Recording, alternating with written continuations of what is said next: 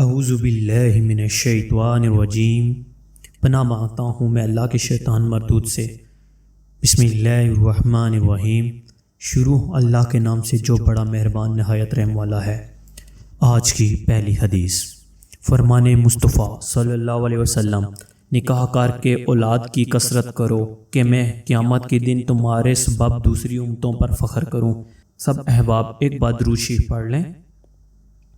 آج کی دوسری حدیث، فرمان مصطفیٰ صلی اللہ علیہ وسلم، روزانہ صبح جب سورج طلوع ہوتا ہے تو اس وقت دن یہ اعلان کرتا ہے، اگر آج کوئی اچھا کام کرنا ہے تو کر لو، آج کے بعد میں کبھی پلٹ کر نہیں آؤں گا۔